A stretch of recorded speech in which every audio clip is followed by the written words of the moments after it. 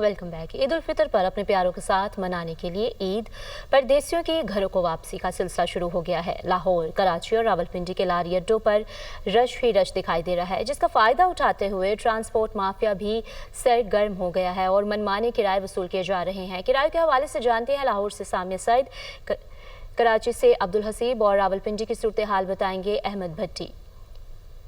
परदेसी ईद उल फितर पर अपने घरों की रवानगी के लिए शुरू हो चुके हैं और तफसीलात के लिए हम रुख करेंगे। सबसे पहले बात करेंगे सामिया सईद से। सामिया, हमें बताइएगा वहाँ पर क्या गहमा गहमी देखती हैं आप?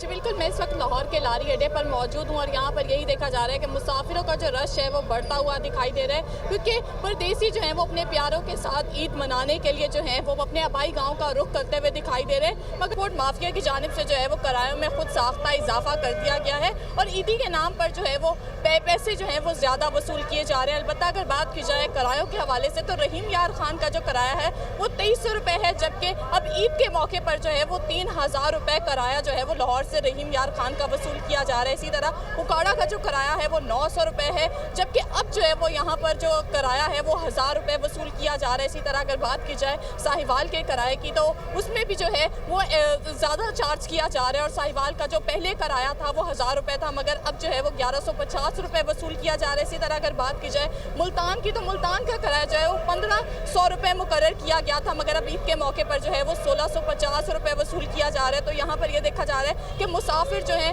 उनकी जानिब से यही कहा जा रहा है कि हम मजबूर हैं, क्योंकि हमने जो है वो ईद अपने प्यारों के साथ मनानी है, तो कोशिश यही है कि जल्द अज जल्द जो है वो अपने प्यारों के पास पहुंचे। मगर यहाँ पर जो है वो ट्रांसपोर्ट माफिया जो है वो सरगर्म दिखाई दे रहा है। अलबत्ता अगर बात की जाए तो ठीक है, ट्रांसपोर्ट माफिया जो सरगर्म दिखाई दे रहा है। ठीक है सामिया, आप हमारे साथ ही रहिएगा।